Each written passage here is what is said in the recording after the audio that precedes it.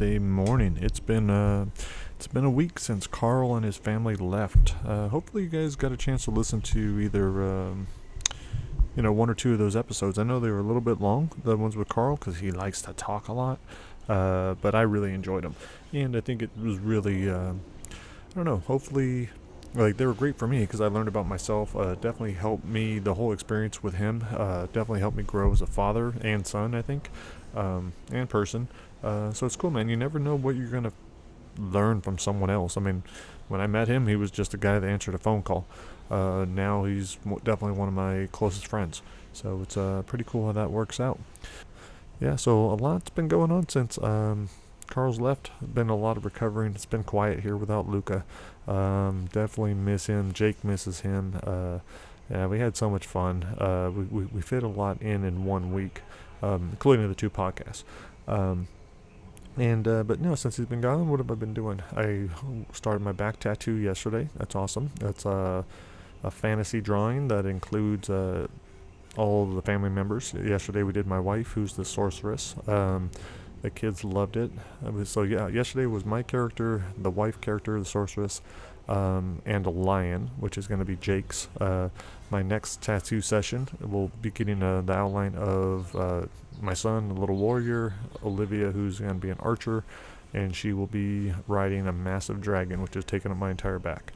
So that's underway. Not something I ever thought I would have gotten before. Everything else I have is kind of dark, snakes and monsters and spears and blood, but no, this is gonna be different. It still will have some blood and some darkness, but for the most part, it should be something pleasant to look at. I started learning German with my daughter. It's funny. I had wanted to learn German. I took a couple lessons on Rosetta Stone, like maybe last year. I was like, sounded like a good idea, and then I just stopped. I think I only did one lesson, so I maybe spent like 2 nights on it.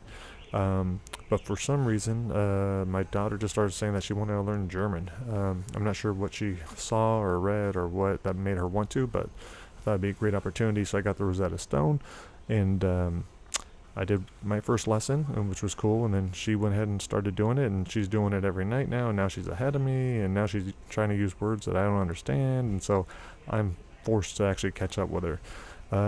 But yeah, that's been cool. I've been doing that, getting back into guitar, and all I'm going to be able to do is some yoga while my tattoo is healing. Definitely no jits, giving me a chance to rest up my body. Yeah, so for those of you that enjoyed listening to Carl and I talk, maybe you want to hear this, just a little conversation between our kids. If you don't, jump ahead another 4 minutes. I get it. Kids are boring. If they're not mine, I don't care. Maybe you don't want to hear it.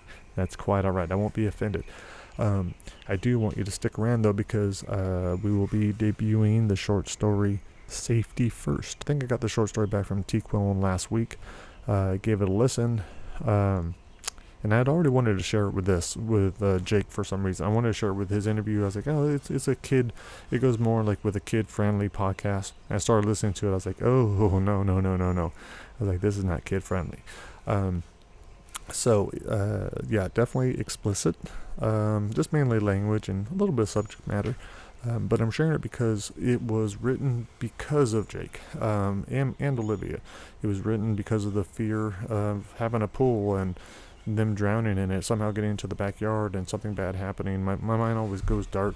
So that's why it was strange. I felt such an urge to have to write this story, and while I was writing it, I questioned whether or not I should, because it's not really, it's not one of my regular stories. It has a different feel to it. Maybe almost like well, I'll let you decide all that. But anyhow, stick around for that. I'm going to play that right afterwards. Why does the rainbow have so many colors? Why does a rainbow have so many colors? Do you know? Because it wants to be beautiful. Wow, that's a great answer. Because it wants to be beautiful. I don't want anyone to hear this. Oh, no, we'll hear it. No, we don't have any listeners. It's just for you. All right, guys. I got some important questions. There's serious questions now. I love you. I love you too. What are your names? Can you tell me your names? Jake. What's your last name? I forgot. You forgot your last name. Yeah. Starts with a T. Michael. Oh, that's your middle name. Jake Michael. Tully. There you go. Good guess. And who is our other guest today? Luka. Luka what? What's your last name? Dominic. And where do you live, Luka? Herschel Street. And what state is that? Do you know what state you live in? The United States. You do live in the United States, and I believe do you live in Rhode Island? Yeah. Yeah, I've been there. It's really cool. Not me. No, Jake hasn't been there yet, but I think we're going to come out this year. Would that be cool? We can come and hang out with your family? I'll invite you to my birthday party, both of you. Oh, I would love to go to the birthday You party. want to go to my birthday party? Well, since we have microphones, we don't have to yell. That's a Do you want to go to my birthday party, Luka? Yeah, sure. Oh, okay. That'd be awesome. That'd be fun. That would be super fun. What's that thing you're holding? This is the recorder. So this is another microphone. This is right here is the microphone. So I'm using this one, and you guys get to use the cool ones. I get the boring one. Hello. How are you doing? Would you guys like to sing a song? Yeah. Yeah. You first sing a song, then I sing a song. Okay. Okay. Hey, no, you don't have to shout. Okay. Okay, go for it, bud. Hello. Oh, is that a song? What song do you want to sing? Hello. All right, what song are we gonna do? I forgot. What is it? We can't do it. Oh, why not? Oh, you like to sing "Still Standing"? Cause Bring It On is on your iPod. Oh, Bring It On. He likes singing Judas Priest songs that no one's ever heard of. Luka, would you like to treat us to a song? Yeah. Okay, let's hear it. I'm very good. Oh, I imagine. I've seen you dance. Excellent. Okay, let's do it. Dance. I love my mom and dad With a happy heart. My mom and dad. Oh, can he be a backup singer? So you sing it and then Jake will sing it. I love my mom and dad with a happy heart. With my happy heart. I love my mom. I love my dad with a happy heart. What are some important messages we can tell people? Oh, Jake's giving Luka a nice hug. That's sweet. I love every person in the world. That's really nice. What did you like best about this trip so far? It's awesome and it's great and I love it. What were some of the fun things we did?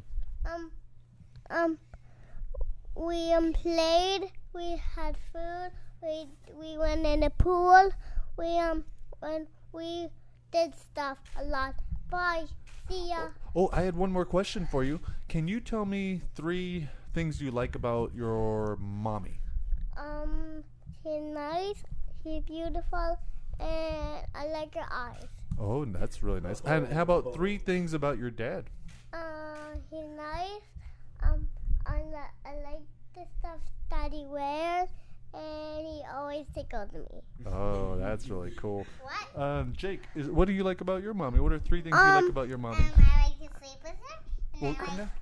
I'm done, okay? You have to talk I'm done. Okay, you're done. Well, thank you for joining us. I'm done. Okay, awesome job, guys. Nice job. Wow. You That guys was did a awesome. great. Hopefully you guys didn't blow out your ears. I try to lower their volume. Jake likes to hug the mic, unlike his daddy. I'm always too far away from it. But you guys got through it.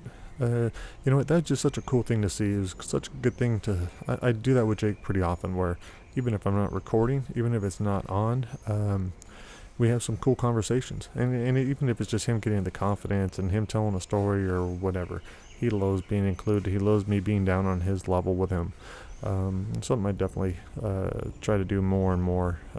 It's easy to forget that. It's easy to get distracted or caught up on work. But if I get on the ground with him, then I'm all his.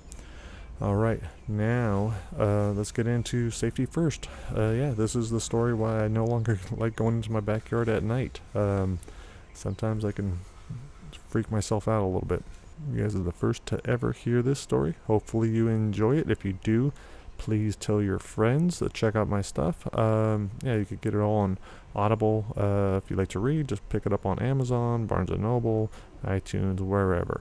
You can find it all also on marktullius.com. If I don't get too lazy, maybe I'll put this short story up on there soon. But that's no guarantee. Alright guys, thanks again for listening. Hope you guys have a wonderful week. Peace. Safety first. I used to be excellent at caressing clients, listening to their problems and plans for vacations, stroking their egos. But now on calls like this, all I want to do is scream. Just send me the information so I can do my job and get the fuck off the phone already. Susan's pretty hot for 50, crediting her workouts and diet, and I know why she won't end the call. She's lonely, and she's attracted to me, or at least the old me I pretend to be when I'm on the clock. I'd feel better going over this whole thing in person, she says. Maybe you can stop by my office Wednesday? We can do lunch. I consider inviting her over to the house 9 o'clock after Ashley's asleep, but I'm so disgusted with who I've become I can barely speak. I tell Susan, sure thing, even though we both know I'll cancel. It gets me off the phone, out of the office that used to be ours, but is now only mine. Ashley no longer needs it, being officially out of the workforce. Downstairs, there's a clash of ninjas and dragons battling. So much for only allowing educational programs. My laptop's on the couch where I left it, but someone has shut the lid. I don't say, what the fuck? But I'm thinking it. Come on, Braden, you know better. Ashley is caving in the cushions a few feet from my computer right where I left her 2 hours ago. Her fingers keep flipping down her phone, her lost-at-sea blue eyes mostly blank, looking nothing like my college sweetheart she'd been half a life ago. She doesn't even register my presence. Braden's not curled up beside her, eyes glued to the giant screen like I expect. I mute the TV, wait a second for him to pop out of one of his hiding spots. I don't have time for your games, I say, wondering how hard he slammed the lid, and whether it cost me any work. Get in here now. Ashley stops slouching, puts the phone down. Why, what'd he do now? She says, sounding like her lunchtime pill is still pulling her down. I point at the laptop, biting my tongue because she's too fragile to yell at, and it won't help anyhow. Yeah, I should never leave work where Braden can reach it. But Ashley's one job is to watch him. I head to the kitchen, which is empty. Half of his 3-day-old birthday cake still sits on the counter. Fine, your cake's going in the trash, Ashley says. He's probably in the bathroom. I march to the stairs, pissed that I'm losing my cool. He should still say something. The bathroom door is open, but it's obvious no one's inside. Braden knows not to go in the other rooms. Ashley scoots to the edge of the couch, puts both hands on the coffee table to steady herself. Her eyes go wide. Is that the pump? I hadn't noticed the low rumble. The back door is ajar. The alarm's 9-volt battery sitting on the top of its casing. Ashley's on her feet yelling as I throw open the door and fly down the porch steps. Braden's next to the rock slide in his bright Superman shirt, a foot from the pool pump gate, maybe 2 from the deep end. The back door slams shut behind me, and Braden jumps up, loses his balance. I've never run this fast. Rounding the corner of the shallow end, screaming his name. Sit down! Braden drops the stick he's been holding, his chubby arms wheeling, his shirt not giving him any superpowers. He keeps stumbling, then goes over the edge. His back smacks the water just as I grab his wrist and yank him into my arms. His ghost-white face turns red, our hearts thundering against one another. I backpedal from the pool away from the gate and notice the stick Braden dropped. It's difficult carrying him up the stairs to the house because he's all wet and squirmy and starting to freak out. I set him down on the porch, probably harder than I should have. No, you don't get mad at me. Braden scrunches his face and throws a half-hearted punch with no intention of it landing. He changes tactics, grabs his arm, and starts crying. You hurt me. I get down on his level, my face a foot from his. He needs to understand this is serious. No. You were a bad boy. That was naughty. His wrist is already purpling from my fingers. I'm sure it hurts, but it'll make for a better lesson. Plus, he cries like this every time he gets in trouble. I hear a soft shuffle and my heart skips a beat. I stare over Braden's shoulder at the closed gate, but the shuffle comes again, and I realize it's coming from right behind me. Ashley's walking away, her slippers dragging on the kitchen floor, leaving the parenting all to me. I keep my hands on Braden's shoulders, hold him in place, the water puddling around his feet. What were you thinking? You know you can never come out here by yourself.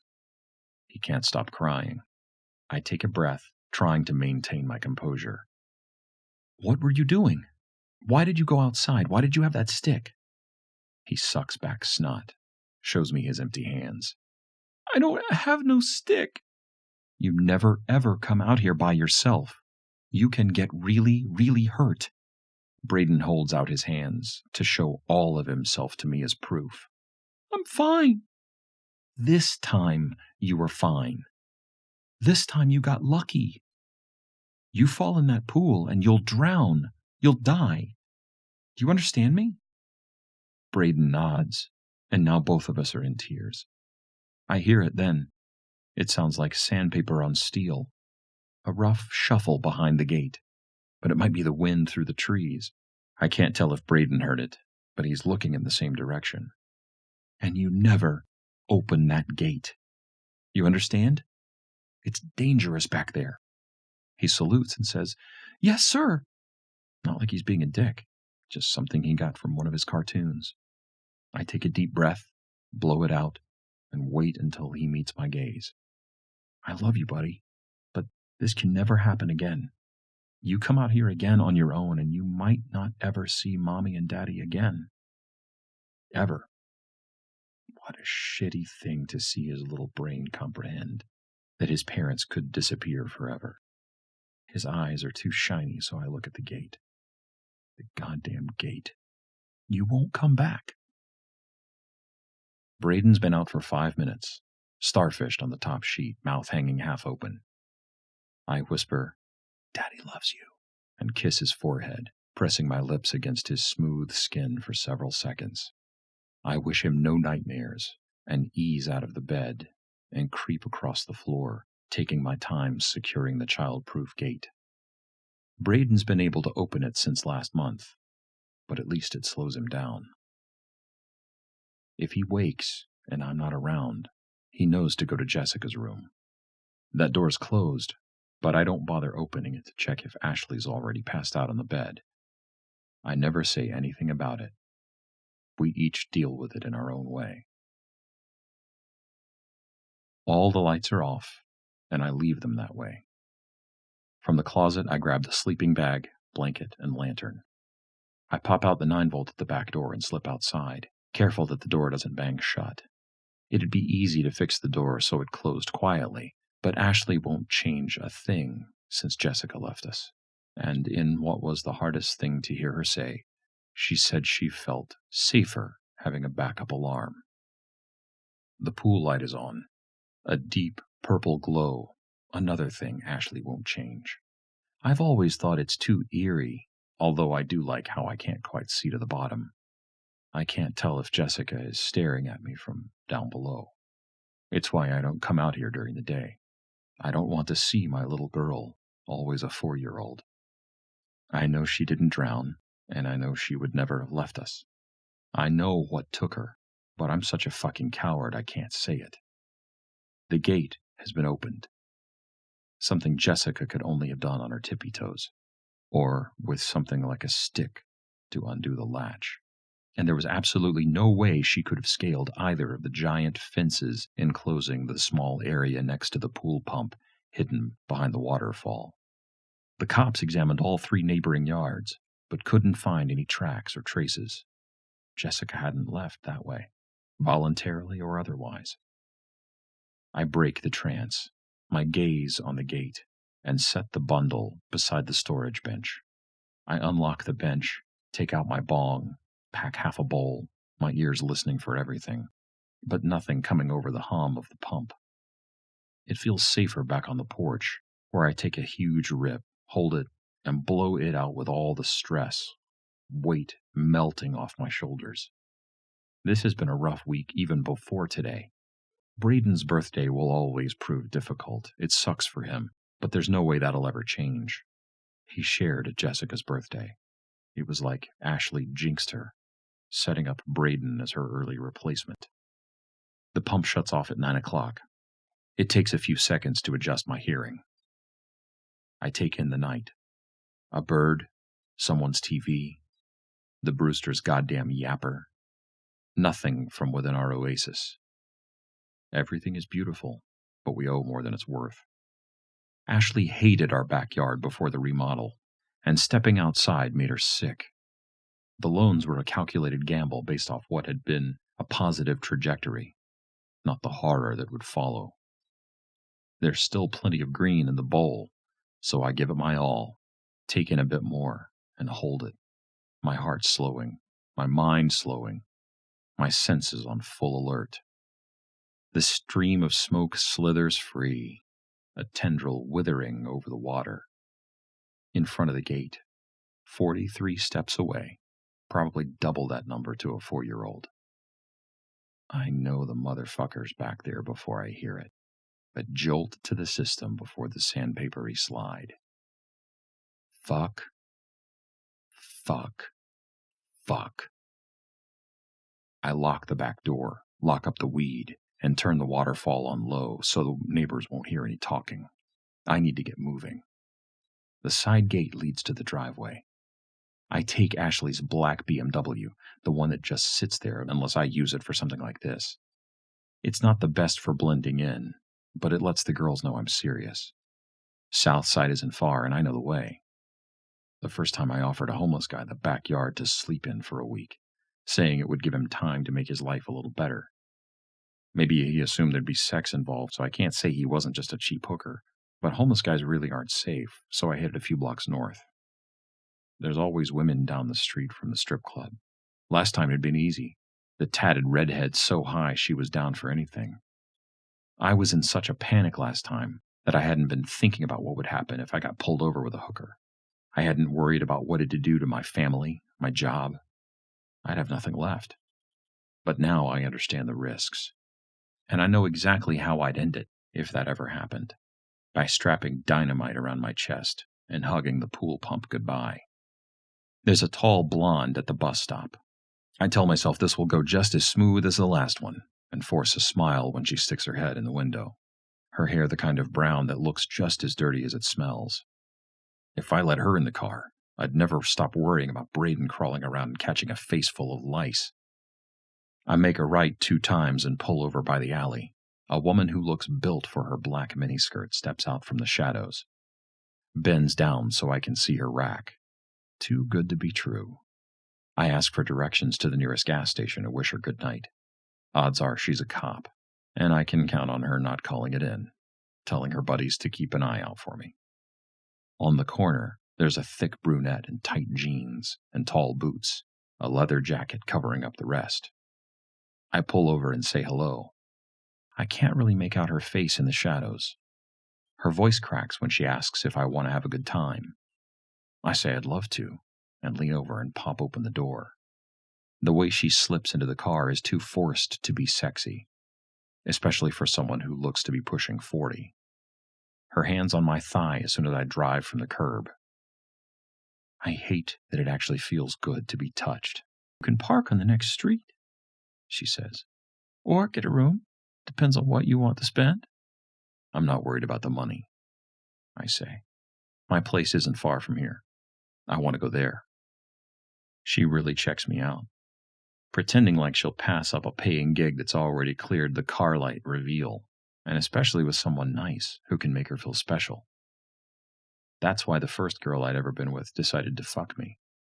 My brother and his buddies each pitched in $10 at his bachelor party for her to blow me. I was scared and didn't want to, especially with a room full of guys listening on the other side of the door. But that's when I found out it's next to impossible to say no if her hand's already wrapped around me. There was no stopping her when she slid me right inside. No condom, no problem. A couple of pumps on the bathroom counter. I wasn't one to judge. I don't usually charge by the hour. How long you planning? I'm a couple more streets down here. I'll have you back by 10. I just want to lay with you under the stars. She looks hurt. You don't have to be an asshole. Let me out. No, I'm serious. I hold out my hand. Flash the ring. I've got a wife and kids. I need to do it this way. I'll pay for your time.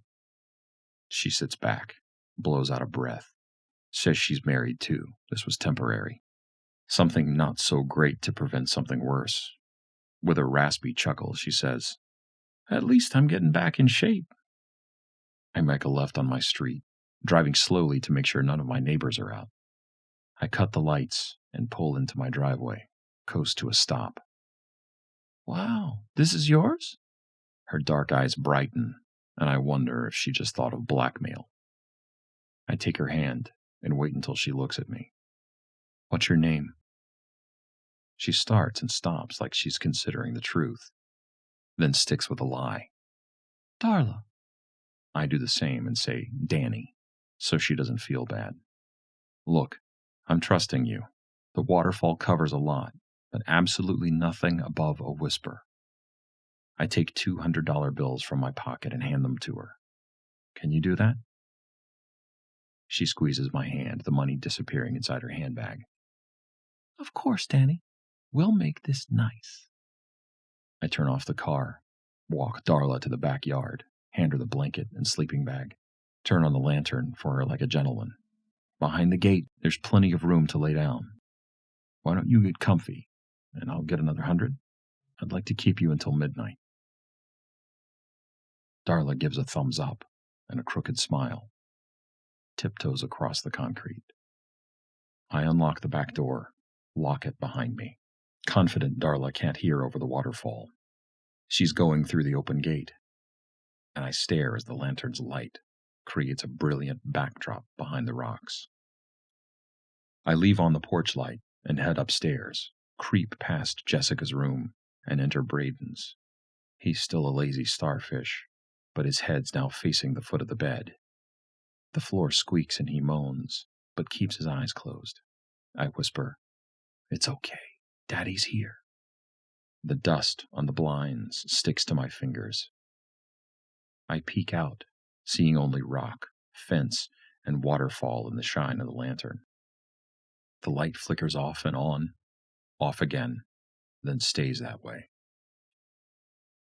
I close the blinds so I can pretend Darla changed her mind and hurried home to her husband. I'm not a heartless bastard. I'm doing this out of love.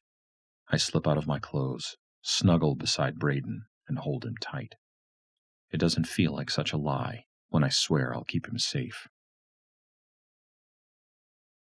It's 10 o'clock on a Wednesday, and I should be at my desk, but I'm on the couch. Braden's bored, all because Ashley's migraine is back, and she's treating it in bed. I accept I can't do anything that requires thought, but even filling out forms can be tiresome when someone keeps begging for ice cream. Braden's over by his blocks, wearing all black so he can be Batman. He asks me again. I put my laptop down, call him over. You've got to stop. You understand me? I already told you no. I told you I'm working. I want to play. Yeah, go ahead, knock yourself out. That's what I keep saying. Go play. Let me work right now. The silence lasts a few minutes. Braden asks, Where's Mommy? I want Mommy. Calm down. I already told you she doesn't feel good. We go back and forth, a few sentences on the document, a few interruptions from my buddy. I'm hungry. I'm bored. Play with me. Play with me. Watch me. I am watching. That's why I'm not in the office. I'll play later. No, you're not. Braden nods at the computer. You just say you're watching. Well, someone has to work. That's what I'm doing on the computer. Trying to do, but not really able to do because I keep getting distracted. But I want you to play with me. I will after lunch. I have to get these done, okay? No more talking, bud. Braden's cheeks quiver. Your magnet blocks. Show me what you can do with those. Build Draco a roost. Braden picks up the giant purple dragon he got for his birthday. Roost? His home. Up high. I check for emails, open Susan's file. Show me how high you can build it. Using his super sweet I'm so cute voice, he tilts his head. Then maybe some ice cream? After your lunch, if you're quiet and let me get some work done. He smiles and sets Draco down so he can build a tower with the magnetic tiles on the coffee table. It's not long before he's telling me to look how high he's made it. I say, but he doesn't stop until I glance over. I might not be all that convincing when I say, it's awesome, and go back to the document I have to deliver by noon. 5 more minutes, buddy, 5 more, and then we can play. The doorbell rings. Probably a delivery. Braden gets to the door before me, pulls it open. First time I've seen him do this. The little dude is getting big. Tommy and Rachel from next door give me a shy wave, say hello, and apologize for bothering us. It's our ball, Tommy says. Went over the fence. They're good kids, and know never to go in the back. I almost say, go on, get it. You're old enough now. Tommy's the same age Jessica should be. I stop myself. Tell them no problem. I'll throw it back over. I lock the door, take the 9-volt out of the back door alarm. Braden's trying to push open the door. No, Braden, you stay inside, he cries, but I don't care. I tell him, do what you're told. I let the door slam shut on him. I take a deep breath and blow it out. The pump's off.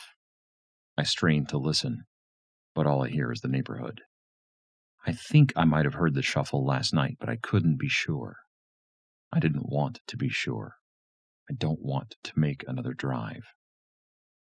With one eye on the gate, I head for the football sticking out of the bushes. My fingers have just touched pigskin when the unmistakable shuffle paralyzes me. I hear it again and clutch the ball, spin, ready to release as hard as I can. The gate's still closed, nothing visible. Braden laughs from the porch, his hand to his forehead. You are silly. I point. Get your ass inside, now. He disappears as I toss the football over the fence, head inside after him. I shout for Braden to come over, but he's grabbing himself and saying he's going to have an accident. I help him with his shorts and forget how mad I was as his little butt scurries up the stairs. I tell him to wash his hands when he's done, because he's been known to go exploring. He says, I know, closes the door behind him. Back at my computer, I realize there's not much left of the document. But Braden returns too soon. 5 more minutes, all right, bud? Braden stops beside the coffee table and admires his tower with Draco roosting on top. He says, Mommy wants you. She's crying. I mumble, of course she is, and set down the laptop. I turn on the TV and tell Braden to watch a show. Don't come up. Braden promises he won't and plops down onto the couch, eyes glued to the twirling ninjas. Jessica's door is open, but Ashley's asleep, snoring like she's been at it for a while. On the nightstand next to her is the ever-present pill bottle. Sometimes I'm jealous of her ability to escape whatever guilt she is feeling, but I swore when Jessica disappeared that I would be present for Braden. With my son, I'd never experience the guilt of not knowing my child, working day and night with the intention of providing the best money could buy. No, Ashley's escape was definitely not an option for me. I close the door and head back to my computer. Figure I'll get an explanation from my son after I send Susan the file. I mute the TV when I sit down, and then realize that Braden's not on the couch. I don't see him anywhere. It's hard to breathe. I tried not to sound scared when I call Braden's name. Get in here now. This isn't funny. He's not coming, and not making a sound. I spring from the couch, bumping the table in my haste. The tower collapses and Draco falls, grazing my hip on his way down, higher than the handle on the pump gate. I sprint to the kitchen. The fucking 9 volts on the floor, the door's cracked open. I pray for mercy and bolt out the door, down the steps, freeze by the storage bench. Braden's standing in front of the opened pump gate, peeking in to look behind the waterfall. Braden! Back up! Now! Get away from there! He does as I say, doesn't look the least bit scared. I run past him, slam the gate shut. I grab hold of Braden's shoulders and shake him. What the hell were you thinking? Sandpaper on steel coming from the house. The slam of the back door. I spin so fast I almost fall. Braden says it's okay. What? It's okay, Daddy. It's just Moogie. He says he'd give me ice cream. Who's... A piercing shriek from upstairs cuts off the moment it starts. I run for the door, but Braden grabs my wrist, squeezes so hard I'm sure it'll turn purple. No, Daddy, he scolds, shaking his head. Don't! He only needs one. I try to shake him off, but he's not letting me go. Braden warns me. You need to do what you're told, or you'll be next.